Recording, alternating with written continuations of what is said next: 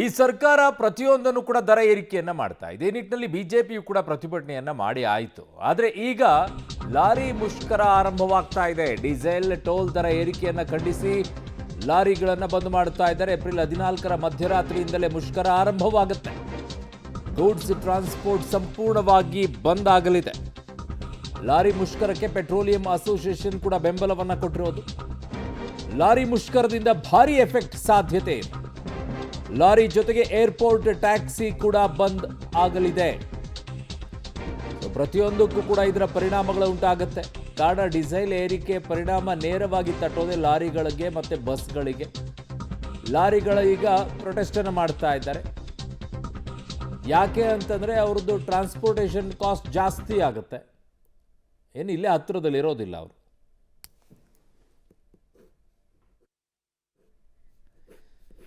So ಅವರಿಗೆ ಹೆಚ್ಚಿನ ರೀತಿಯಾದಂಥ ಎಫೆಕ್ಟ್ ತಟ್ಟೋದ್ರಿಂದ ನಿಮಗೆ ಅದಷ್ಟೇ ಅಲ್ಲ, ನಿಮ್ಮ ದಿನನಿತ್ಯ ಬಳಕೆ ಮಾಡುವಂಥ ವಸ್ತುಗಳ ಮೇಲೆಯೂ ಕೂಡ ಅದರ ಪರಿಣಾಮಗಳು ಉಂಟಾಗುತ್ತೆ.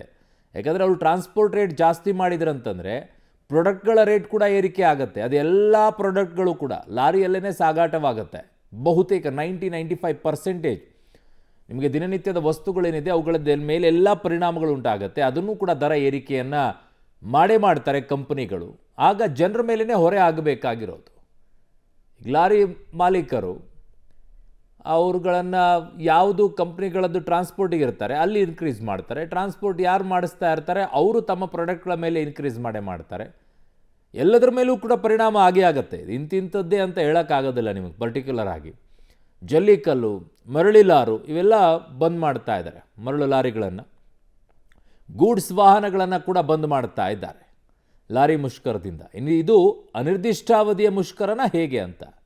ಗೂಡ್ಸ್ ವಾಹನಗಳು ಬಂದ್, ಅಗತ್ಯ ವಸ್ತು ಸಾಗಾಟದ ಲಾರಿ ಬಂದ್ ಅಂತಿದ್ದಾರೆ. ಅಲ್ಲಿಗೆ ಅನಿರ್ದಿಷ್ಟಾವಧಿಯವರೆಗೂ ಕೂಡ ಆದರೆ ಕೆಲವು ಕಡೆಗಳಲ್ಲಿ ಬಹಳ ಸಮಸ್ಯೆಗಳನ್ನು ಉಂಟು ಆಗಬೇಕಾಗುತ್ತೆ. ಸೊ ಅಷ್ಟರೊಳಗೆ ಸರ್ಕಾರ ಈಗಾಗಲೇ ಲಾರಿ ಮಾಲೀಕರೆಲ್ಲ ಅಸೋಸಿಯೇಷನ್ನವರು ಒಂದು ದಿನಾಂಕವನ್ನು ನಿಗದಿ ಮಾಡಿದರು. ಅಷ್ಟರೊಳಗೆ ನೀವು ಏನಾದರೂ ತಿದ್ದುಕೊಳ್ಳಿ ಅಂಥೇಳಿ. ಸರ್ಕಾರ ಡೆಡ್ಲೈನನ್ನು ಕೂಡ ಮುಗಿಸ್ಕೊಂಡಿದೆ ಇವತ್ತಿಗೆ. ಹಾಗಾಗಿ ಸರ್ಕಾರ ನಿಟ್ಟಿನಲ್ಲಿ ಯಾವುದೇ ಹೆಜ್ಜೆಯನ್ನು ಇಡ್ತಾ ಇಲ್ಲ. ಹಾಗಾಗಿ ಲಾರಿ ಮುಷ್ಕರಕ್ಕೆ ಮುಂದಾಗಿದ್ದಾರೆ. ಇದರ ಪರಿಣಾಮ ಈಗ ಅತಿ ಹೆಚ್ಚಿನ ಜನನೇ ಅನುಭವಿಸಬೇಕಾಗಿದೆ. ಸರ್ಕಾರಕ್ಕೆ ಇದರಿಂದ ಆಗಬೇಕಾಗಿರೋದು ಏನೂ ಅಲ್ಲ. ಅದೇನೇ ಆದರೂ ಮತ್ತೆ ಜನರ ಮೇಲೇ ಹೊರೆ ಹಾಕ್ತಾರೆ. ಪೆಟ್ರೋಲ್, ಡೀಸೆಲ್ ಲಾರಿ ಎಲ್ಲವೂ ಕೂಡ ಬಂದ್. ಬೇರೆ ರಾಜ್ಯಗಳಿಂದ ಬರುವ ಲಾರಿ ಬಂದ್. ಅಕ್ಕಿ ಸಾಗಿಸುವ ಲಾರಿಗಳ ಸಂಚಾರವೂ ಕೂಡ ಬಂದ್. ಅನಿರ್ದಿಷ್ಟಾವಧಿಯವರೆಗೂ ಕೂಡ ಆದರೆ ಅನ್ನಭಾಗ್ಯದ ಅಕ್ಕಿಗಳೇನು ಬರಬೇಕಾಗಿದೆ ಆ ಲಾರಿಗಳು ಕೂಡ ನಿಮಗೆ ಬರೋದು ತಡವಾಗಿಬಿಡುತ್ತೆ. ಯಾರಾದರೂ ತರಿಸ್ಕೊಳ್ಳೋದಾದರೆ ಅಡ್ವಾನ್ಸ್ ಆಗಿ ತರಿಸ್ಕೊಂಡು ಇಟ್ಕೊಳ್ತಾರೆ 14ನೇ ತಾರೀಕಿನ ಒಳಗಡೆಗೆ. ಇಲ್ಲ ಇದು ಗೊತ್ತಿಲ್ಲ ಅಂತೇನಾದರೂ ಆಗಿಬಿಟ್ರೆ ಭಾಳ ಕಷ್ಟ ಆಗಿಬಿಡುತ್ತೆ ಆ ಭಾಗಗಳಿಗೆ. ಲಾರಿ ಮುಷ್ಕರಕ್ಕೆ ಪೆಟ್ರೋಲ್ ಬಂಕ್ ಮಾಲೀಕರು ಕೂಡ ಈಗ ಬೆಂಬಲವನ್ನು ವ್ಯಕ್ತಪಡಿಸಿದ್ದಾರೆ. ಏರ್ಪೋರ್ಟ್ ಟ್ಯಾಕ್ಸಿ ಕೂಡ ಲಾರಿ ಮುಷ್ಕರಕ್ಕೆ ಬೆಂಬಲವನ್ನು ಕೊಟ್ಟಿದ್ದಾರೆ. ಜಲ್ಲಿ, ಮರಳು ಸೇರಿದಂತೆ ಗೂಡ್ಸ್ ವಾಹನಗಳು ಕೂಡ ಬಂದ್. 9 ಲಕ್ಷ ವಾಣಿಜ್ಯ ವಾಹನಗಳು ಬಂದ್ ಆಗಲಿವೆ. ಎಷ್ಟು? 9 ಲಕ್ಷ. ಏಪ್ರಿಲ್ 14ರ ಮಧ್ಯರಾತ್ರಿಯಿಂದಲೇ ಮುಷ್ಕರದ ಬಿಸಿ ತಟ್ಟಲಿದೆ.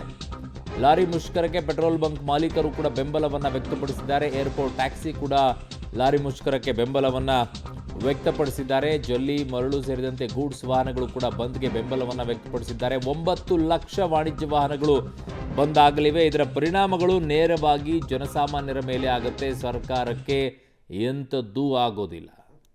ಸರ್ಕಾರ ಇನ್ನೊಂದಿಷ್ಟು ಬೆಲೆ ಏರಿಕೆಯನ್ನು ಮಾಡಿಕೊಳ್ಳುತ್ತೆ. ಆ ದುಡ್ಡನ್ನು ಅವತ್ತಾಗಿರುವಂಥ ನಷ್ಟವನ್ನು ಭರಿಸಿಕೊಳ್ಳುತ್ತೆ. ಅದಕ್ಕೆ ಏನಾಗಬೇಕಾಗಿದೆ? ಅವ್ರು ಕೊಟ್ಟಂಥ ಭರವಸೆಯನ್ನು ಈಡೇರಿಸಿಬಿಟ್ರೆ ಸಾಕು. ಅದು ಯಾವನ್ ಸತ್ರು ಅಷ್ಟೇ, ಯಾವನಿದ್ರೂ ಅಷ್ಟೇ, ಅವ್ರಿಗೇನು ಅದರಿಂದ ಪರಿಣಾಮ ಬೀರಲ್ಲ. ಹಣ್ಣು ತರಕಾರಿ ಪೂರೈಕೆಯಲ್ಲೂ ಕೂಡ ವ್ಯತ್ಯಯವಾಗುತ್ತೆ. ಇದು ದಿನನಿತ್ಯ ಆಗಬೇಕಾಗಿರೋದು. ವಾರಕ್ಕೊಂದ್ಸಲ ಅಥವಾ ತಿಂಗಳಿಗೆ ಒಂದ್ಸಲ ನಾನು ತಂದು ಹಾಕೊಂಡ್ಬಿಟ್ಟೆ ಕಿರಾಣಿ ಸಾಮಾನುಗಳು ಅದೇನೋ ಆಗ್ಬಿಡುತ್ತೆ ಅಂತಲ್ಲ. ತರಕಾರಿ ದಿನನಿತ್ಯ ಆಗಬೇಕು. ಅಗತ್ಯ ವಸ್ತುಗಳ ಬೆಲೆ ಏರಿಕೆ ಆಗಬಹುದು, ಅದರಲ್ಲಿ ಯಾವ ಅನುಮಾನನೂ ಇಟ್ಕೊಳ್ಳೋಕೆ ಹೋಗ್ಬಿಡಿ, ಹಾಗೇ ಆಗುತ್ತೆ. ಪೆಟ್ರೋಲ್, ಡೀಸೆಲ್ ಪೂರೈಕೆಯಲ್ಲಿ ಏರುಪೇರಾಗಬಹುದು. ಯಾಕಂದರೆ ಪೆಟ್ರೋಲ್ ಬಂಕ್ನವರು ಕೂಡ ಅದಕ್ಕೆ ಇಟ್ಟಿದ್ದಾರೆ. ಅಲ್ಲಿಂದನೇ ಬರಬೇಕಲ್ಲ ವಾಹನಗಳೆಲ್ಲ. ಸಿಮೆಂಟು, ಜಲ್ಲಿಕಲ್ಲು ಪೂರೈಕೆಯಲ್ಲೂ ವ್ಯತ್ಯಯ ಸಾಧ್ಯತೆ ಇದೆ. ಕಟ್ಟಡ ನಿರ್ಮಾಣ ಕಾಮಗಾರಿಗಳಿಗೂ ಕೂಡ ಅಡ್ಡಿ ಆಗಬಹುದು. ಅದಕ್ಕೆ ತಕ್ಕಂತೆ ಅವರೆಲ್ಲ ವ್ಯವಸ್ಥೆ ಮಾಡ್ಕೊಂಡ್ಬಿಡ್ತಾರೆ. ಅಡ್ವಾನ್ಸ್ ಆಗಿ ಏನು ಬೇಕೋ ಅಂತ ತರಿಸ್ಕೊಂಡು ಇಟ್ಕೊಂಡ್ಬಿಡ್ತಾರೆ. ಬಟ್ ಈ ಹಣ್ಣು ತರಕಾರಿ ಪೂರೈಕೆಯಲ್ಲಿ ಮತ್ತು ಅಗತ್ಯ ವಸ್ತುಗಳ ಬೆಲೆ ಏರಿಕೆ ಇದೆಯಲ್ಲ, ಅದು 100% ಎಫೆಕ್ಟ್ ಆಗೇ ಆಗುತ್ತೆ. ಕಾರಣ ನಿಮಗೆ ಒಂದಿನ 2 ದಿನ ಆದರೂ ಹೇಗೋ ಅಡ್ಜಸ್ಟ್ ಮಾಡ್ಕೊಂಬಿಡ್ಬೋದು ತರಕಾರಿಗಳನ್ನು. 3-4 ದಿನದವರೆಗೂ ಕೂಡ ಏನೂ ಆಗಲಿಲ್ಲ ಅಂದರೆ ಬಹಳ ಕಷ್ಟ ಆಗ್ಬಿಡುತ್ತೆ. ಡೀಸೆಲ್ ಬೆಲೆ ಸರ್ಕಾರ 7 ತಿಂಗಳಲ್ಲಿ 5 ರೂಪಾಯಿ ಜಾಸ್ತಿ ಮಾಡಿದ್ದಾರೆ. ಕಳೆದ ಜೂನ್ ತಿಂಗಳು 15ನೇ ತಾರೀಕು 3 ರೂಪಾಯಿ, ಈಗ 2 ರೂಪಾಯಿ. 5 ರೂಪಾಯಿ ಜಾಸ್ತಿ ಮಾಡಿದ್ರೆ ಲಾರಿಯವರು ನೇಣಾಕುವ ಪರಿಸ್ಥಿತಿ ಆಗಿದೆ. ಇದು ನಮಗೆ ಮಾತ್ರ ಅಲ್ಲ, ಸಾಮಾನ್ಯ ಜನಗಳಿಗೆ ತರಕಾರಿಯಿಂದ ಸಿಮೆಂಟ್ ಬರೋದ್ರಿಂದ, ಸ್ಟೀಲ್ ಬಂಡೋದ್ರಿಂದ ಎಲ್ಲ ಮೆಟೀರಿಯಲ್ಗೆ ಜಾಸ್ತಿ ಆಗುತ್ತೆ. ಸರ್ಕಾರ ಅದನ್ನು ಯೋಚನೆ ಮಾಡಿಲ್ಲ. ಒಂದು ದೊಡ್ಡ ಫೈನಾನ್ಷಿಯಲ್ ಕ್ರೈಸಿಸ್ ಬರುತ್ತೆ, ಆವಾಗ ಡೀಸೆಲ್ ಬೆಲೆ ಏಕಾಏಕಿ ಅವರಿಂದ ಮಾಡೋದ್ರಿಂದ ಏನೋ ಆಗುತ್ತೆ ಅಂತ ಸರ್ಕಾರ ತಿಳ್ಕೊಳ್ಳೋದಿಲ್ಲ. ಅವರು ಏನನ್ನ ಫ್ರೀ ಕೊಟ್ಕೊಳ್ಳಿ, ನಾವು ಬೇಡ ಅಂತ ಹೇಳಲಿಲ್ಲ. ಒಂದೊಂದು ಕಡೆ ನಮ್ಮ ಹೊಟ್ಟೆ ಒಡೆದು ಈ ಥರ 5 ರೂಪಾಯಿ ಮಾಡಿದ್ರಿಂದ ಲಾರಿ ಮಾಲೀಕರು ಎಲ್ಲರೂ ಭಾಳ ದೊಡ್ಡ ಸಂಕಟಕ್ಕೆ ತಗೊಳ್ಕೊಂಡಿದ್ದಾರೆ. ಅದೇ ಥರ ಬಾರ್ಡರ್ ಚೆಕ್ ಪೋಸ್ಟ್ ಇಡೀ ಭಾರತ ದೇಶದಲ್ಲಿ. ನನ್ನ ಸಹೋದ್ಯೋಗಿ ಮೆಟ್ರೋ ಬ್ಯೂರೋಯಿಂದ ರಾಘು ಮರಿಸ್ವಾಮಿ ನನ್ನ ಸಂಪರ್ಕಕ್ಕೆ ಸಿಗ್ತಾ ಇದ್ದಾರೆ. ರಾಘು, ಅನಿರ್ದಿಷ್ಟಾವಧಿಯ ಮುಷ್ಕರಕ್ಕೆ ಈಗ ಲಾರಿ ಮಾಲೀಕರು ಮುಂದಾಗಿರೋದ?